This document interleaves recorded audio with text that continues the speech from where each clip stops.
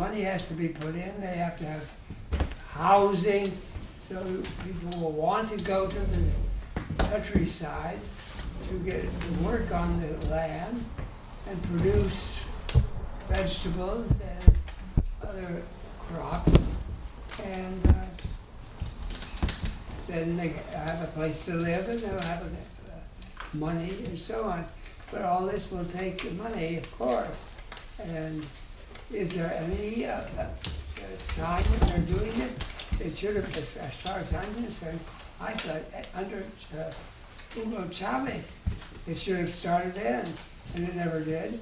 And now under Maduro, he doesn't seem ever to have been trying to begin that.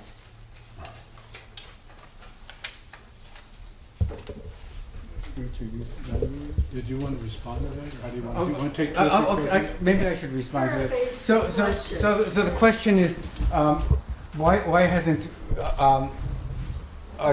Venezuela achieved food sovereignty?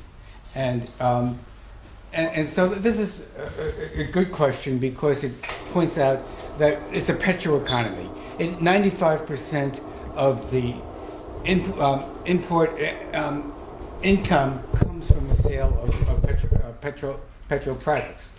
And so how do you change that dependence where it's much more economically efficient to buy foodstuffs on the international market than to grow it yourself, yet you're not but you're dependent on the international market. So that's a conundrum that all petro economies have. It's not true that nothing's been done. Both Maduro and his predecessor Chavez have made that a priority, but they've been very unsuccessful on that. And I'm not going to try to second guess why, but I would sort of say, from a point of view of solidarity activists for us, the situation is a little bit different in a country that has a socialist ethic versus a capitalist ethic. And let me explain what I mean by that. In this country, by analogy, we don't have any housing crisis because we actually have an excess of houses on the market, even though we have people sleeping on the street without housing, because we say the market has mediated that there's more houses than there is demand. So if it was a capitalist country, it would be very simple to become food sovereign. You just let people starve and then you'd reinvest money in food. But in the example of Venezuela, you have to say that there are people who are food insecure. And so what do? Do you sort of say, okay, tighten your belts and you have to deal with a little bit of starvation while we become food self-sufficient, or do we say we go out and buy food in an international market and feed them? And that's the dilemma for a socialist country. I'm not suggesting that I either understand what the solution is or that whether they did it correctly, but that really is that the dynamic is different in a socialist situation where you have social needs and because you have a special option for the poor and working people, you need to address their immediate needs, and it's more difficult to do that change. I know that's not the answer that we're looking for, but that's the best answer I can give you. Does everyone understand how we've been doing this last few weeks? You don't have to explain it. I didn't explain it. Please don't interrupt me. I'm trying to be quick and clear. We go through the rows like this. So, only hand I've seen in the last 20 seconds was one or two back there, but it just helps us. We've been trying to do it. So let's go here, and we'll be right to you. Okay? I have a quick question. Generally, in countries in the global south, the military is aligned with exactly the elite that you talk about that's aligned with American imperialism. What is the role of the military, and why is it different, apparently different in this case? Yes, that's quite perceptive. To answer that question, I just want to get very quickly into a little bit of historical background. There was an incident called the Caracazo. I think, have anybody ever heard of the Caracazo? It happened in 1989, about the same time as Tiananmen Square. We heard a lot about Tiananmen Square. We heard very little about the Caracazo. What happened was the government of Venezuela instituted some austerity measures. And the people demonstrated. There was peaceful demonstrations. The military came in and they killed a number of people, probably in the thousands. But because the people that were killed were not of great importance to the government, we don't really know the actual number of people who got killed. But certainly there was a lot more people killed in the Caracazo than in the Tiananmen Square by order of magnitude. But we didn't hear that much in our press. The military in Venezuela, unlike a lot of military, is recruited from the poor classes. And the Caracazo had this dramatic effect on the military in Venezuela, because they thought that they were there to protect the country rather than to kill their own people. And amongst those people that were in the military was a man named Hugo Chavez. And that was the beginning of the opposition and the beginning of the Bolivarian Revolution, was 1989, when Hugo Chavez realized, started to think, this military is not here to protect our country, it's to actually oppress our people. So we have a military now with dissent within it, and also a lot of people that are members of the underclasses.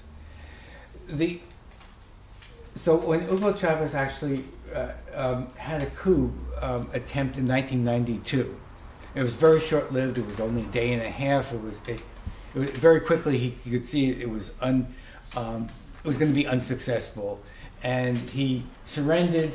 And part of the surrender agreement was that he would get to go on television to announce that the coup was over, so that his forces would stop fighting and avoid further bloodshed. It was one of those real mistakes that I don't think the imperialists will ever make before, because here was this unknown military guy, and then all of a sudden he gets on national TV. And it's a very famous speech. It's only a minute and a half long, but he said two things very important. He said, "I take complete responsibility for what happened," and that really impressed people, because most politicians always say it's the other guy responsible. The other thing that Hugo Chavez said in that speech was that we have not achieved our objectives for now, and that's the way he ended his speech. Next day, throughout the barrios, there was graffiti saying "for now," and so that's how he got. And then by 1998, he ran for the presidency and won. And in 2002, there was a military coup, backed by the United States, of course, it was a very short-lived coup. It lasted less than 3 days, and people from the barrios came out of the barrios, from the hills, surrounded the presidential palace, and the coup president, who was coincidentally the head of the Chamber of Commerce, left, and but by having that coup, he was able to see who in the military was disloyal. So they were able to root out those people. And since then, there's been a tremendous attempt to maintain the loyalty of the military. And that's one of the reasons that makes Venezuela somewhat different from most of the other countries, where the military in most of these other countries have closer ties to the Pentagon than they have to their own presidents. I could go into that, but I think we should go into other questions. It's a very simple question. Hold on. The Going next, on the road. yeah, we've Next already, deal. we'll come back. We'll circle back around, do the same thing. The next hand was here. You skipped that Yeah, one. this road. Why didn't This Norma road? go? Didn't she have a No, I'm it- looking for hands. I'm just They're saying. going Yeah. up and There's down. one behind. Let's go by row like you said. I'm Everyone will get doing a that. chance. This is democracy. Yes, I'm going by rows, no one's had their hand up, Okay, then don't. except he had his, so he's the We're next one. not doing hands. If she doesn't pass, then it's his turn, then it's my turn. I was following your directions. Your directions were up and down. I didn't raise my So hand. in other words, don't raise your hand, and let's just. So the next person should be Al? Or who? Huh? What kind of rows are we doing? Very simple, okay? It's only a couple of minutes. I'm gonna start here. We skipped one. I'm going up and down the rows, but I'm also looking for hands on that We row. don't need hands No. for going up and down. Yeah, one or the other. I- Norma, By the Norma. row. Okay, I'm gonna start here, just take a minute. Democracy in action. okay. I'd like you all to realize that there's no up or down in space. Yesterday, we went to a presentation about Cuba, and people spoke of going down to Cuba. And they didn't go down, they went to. And when you go to Venezuela, you go to. It's a diminishing way of speaking of a place, going down to it. And I think it has a lot, I think our language is very effective in making up our minds. It's like talking about that young woman, 43 years old or something, or 22, doesn't make any difference. Dismissive kind of terminology that we have to think, we can't do that. So turn the map upside down. If you ever look at it, it's on the computer, it's on your internet. They've got the map turned upside down. You spoke of a constituent assembly. I can't remember in regard to which government, whether it was Venezuela or which one, yeah. And I wanted to compare it, if I'm right, to the Politburo that backed Stalin for decades, or however long. That they were people elected by the population to help govern, and governed in concert with each other, and came out with a representative speaker who was Stalin or who was Chavez or whoever was supported by that Congress. I have read that our brute in charge has been whispering to everybody around that all rejected it to invade Venezuela. He says, well, why don't we just go and invade Venezuela? And they go, and so he says it to somebody else, and he says it to somebody else. So the whisper campaign is very much something to be considered. Timer just went on. Yeah, I heard that. Am I next or what?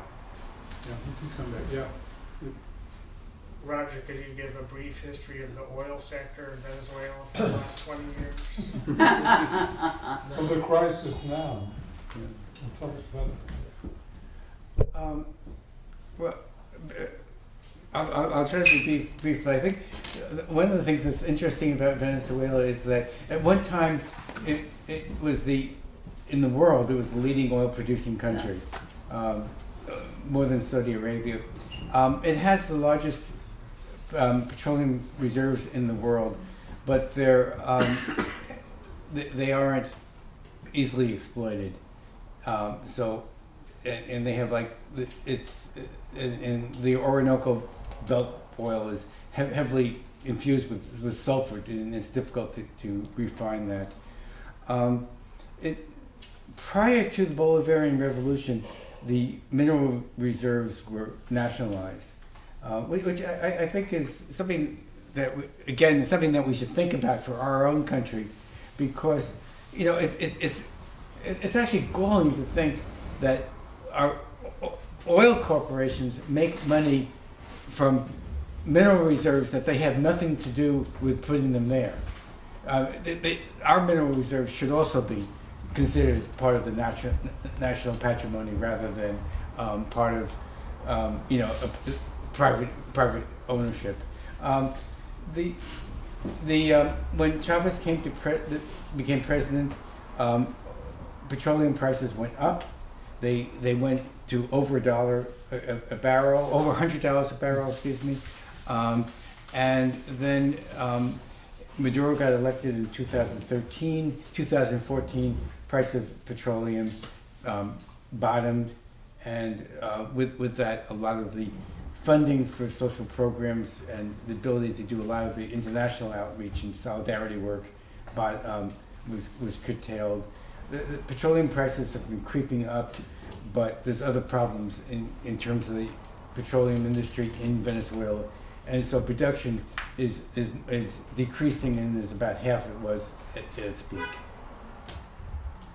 I don't know if that gives you the...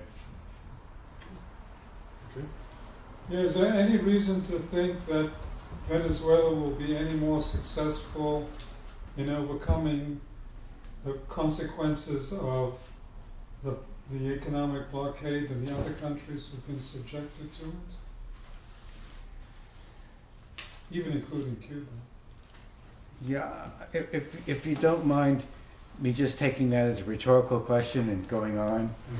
No, I'm not. I don't regard it as rhetorical. I mean, I don't have a scientific You answer don't have to answer. I don't have a scientific answer to that. Okay. I was just curious. It's if we look at the configuration of class forces, the imperialists are very, very powerful, and the opposition to imperialism is weak.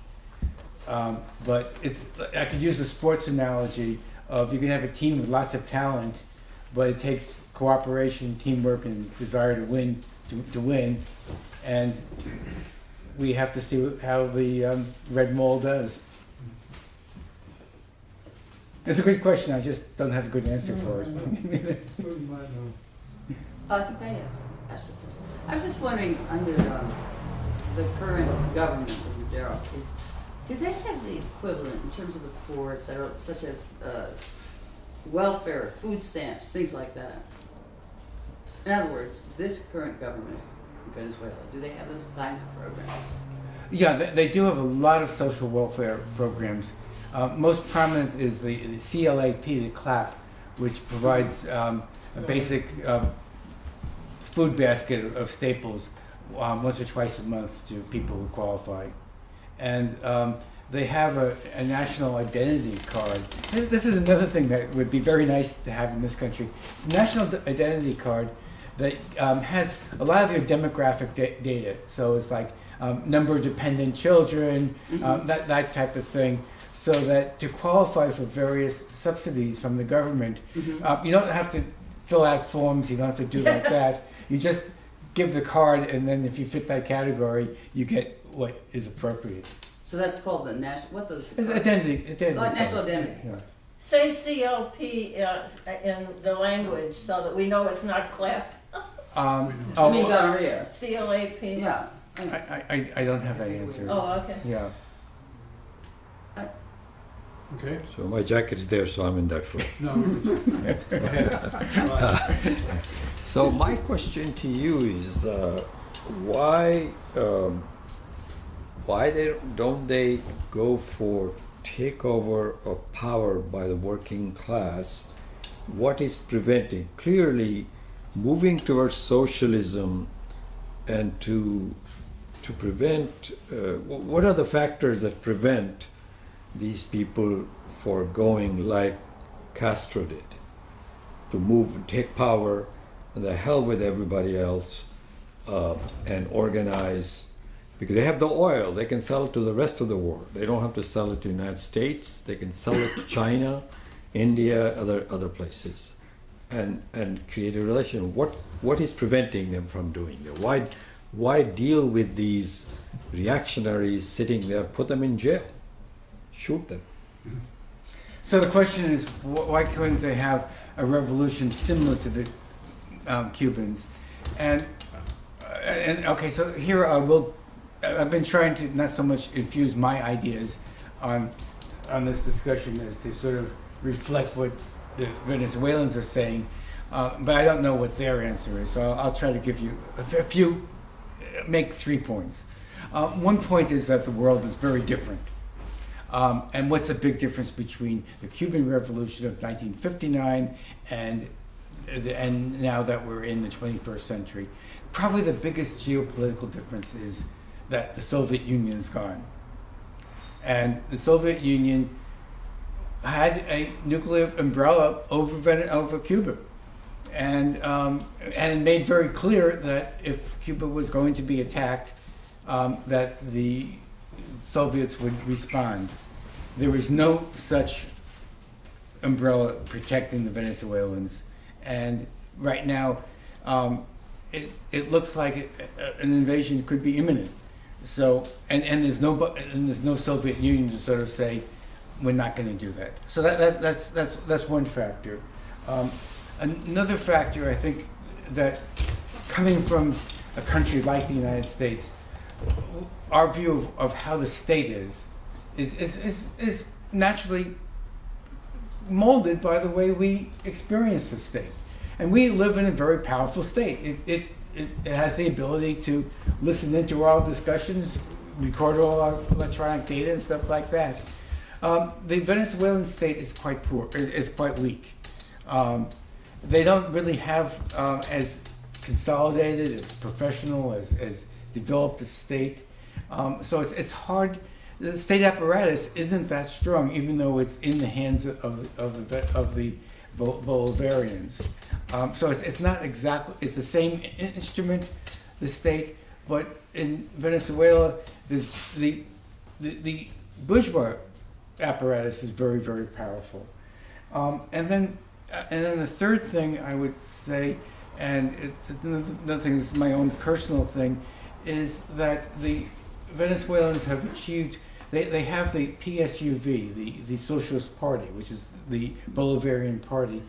But that party is, they've tried to make it beyond an electoral party, but right now it really is just an electoral party, so that they do not have a political party that could provide the leadership and ideological leadership that you need to do a Cuban-style revolution. So that's just my personal thoughts.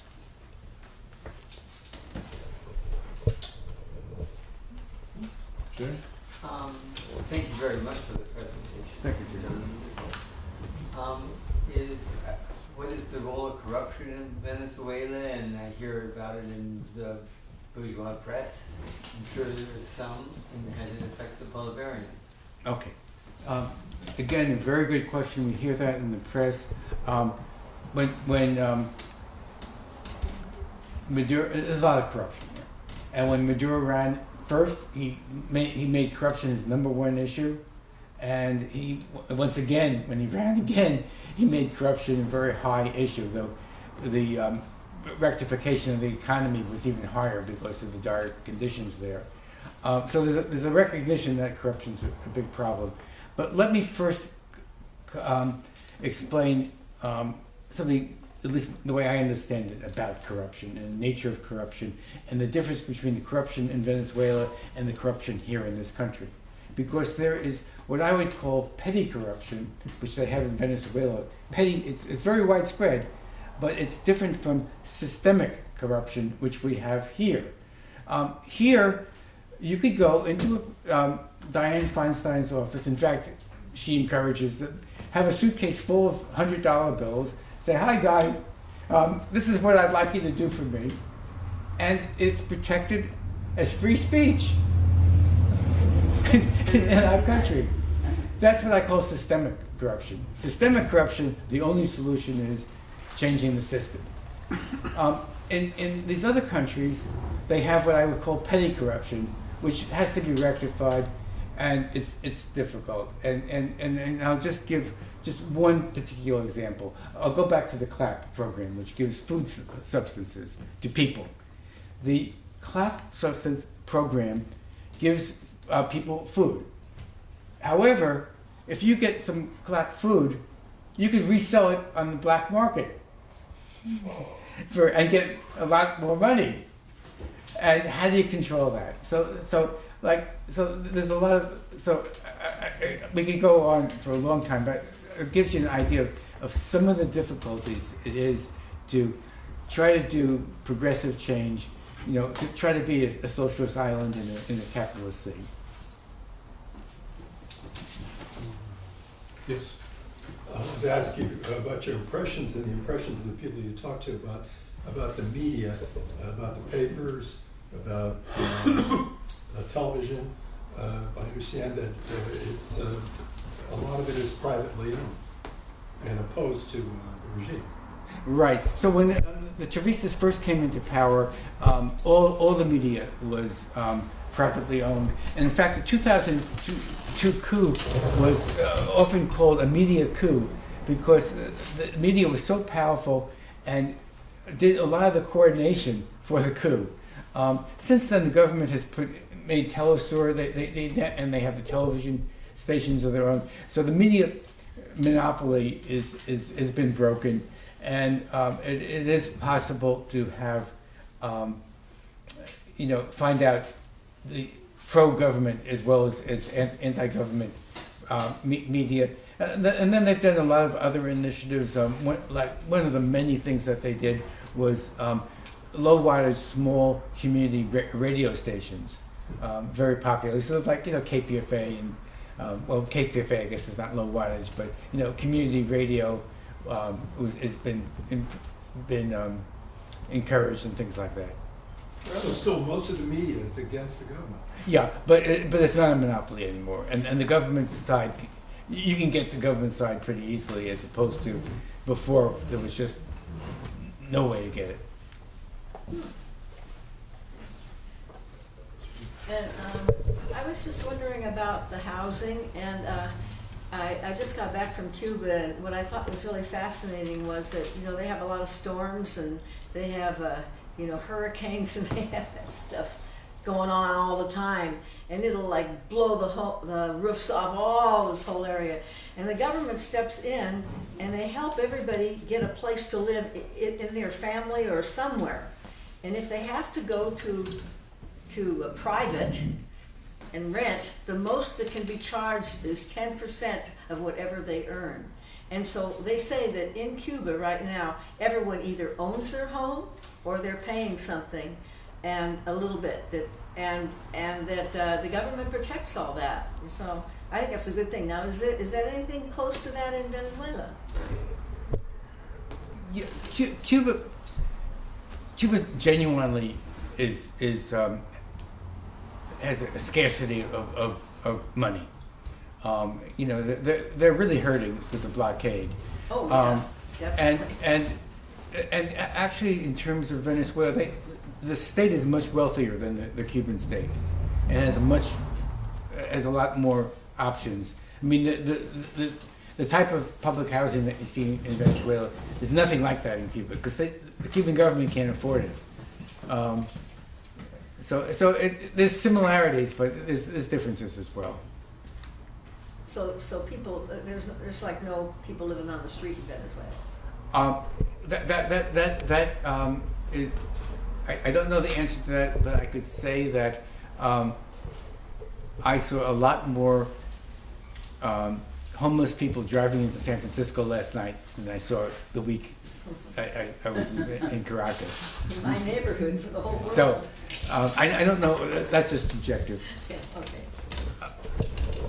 Yeah, you mentioned as part of your presentation that during the elections that there was a communist candidate. So my question is, what's the role of the Communist Party or other left parties within the system, both electorally and outside the election scheme? Okay, so without getting into too much detail, so there is a Communist Party. Sometimes it runs their own candidates. In this particular example, they had Maduro as their presidential candidate, and sometimes they, like in the recent mayoralty contest for Caracas, they ran their own candidate against the PSUV. So it varies. There are other left parties. Podemos is one. UNA is another one. I'm not sure if I got that acronym correct.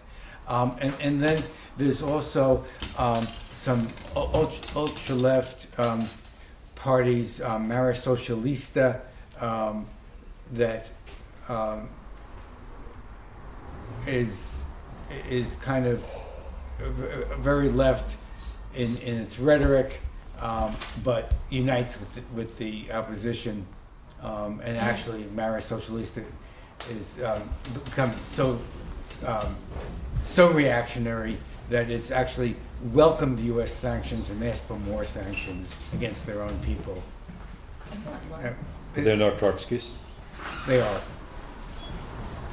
How did you guess?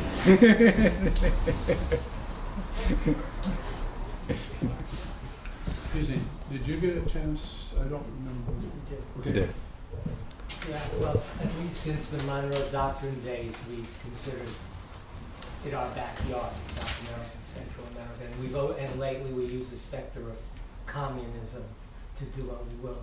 My question is, in terms of Nicaragua, Venezuela, is this really a battle of capitalism? Because is the specter of China really part of the U.S.'s ultimate goal? How much does China contribute to Venezuela now? And what we're trying to do in terms of destabilizing Venezuela, is that really a shot across the bow sort of aimed at China, sending some message or whatever? Yeah. You're raising some very good points, and not ones that you can give soundbite answers to give them the due that I should be giving to those questions.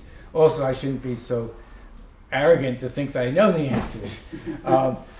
But I think one of the things to think about is that there could be congruent things. That is, the United States is a hegemonic empire, so they're opposed to any opposition. And under the Bush Doctrine, it's preventive opposition even. So that's the thing. So China, of course, factors in, but it wouldn't be the full explanation. Yeah. Sorry. So, Hi, Charlie. back in the days of President Kennedy, he launched the Alliance for Progress, and he also launched the Peace Corps. And these were great liberal initiatives. They had some ideological effect. They looked like we're using the carrot and not the stick. And they also were a nice cover for deeper surveillance of what was going on in Latin America. You can read their memoirs of people from the Peace Corps. And it just seems impossible or near impossible to imagine something like that happening today. That that there's the space for that initiative, or that U.S. imperialism can think about that sort of thing. And I just wondered if, off the top of your head, you would speculate a little on, what's changed in the world. I think Venezuela was kind of like one of the poster countries for the Peace Corps. But throughout Latin America, what's changed in Latin America and in the position of U.S. imperialism that, now it's either hard repression and that you get things like Chavez, who was unimaginable back in those days, too.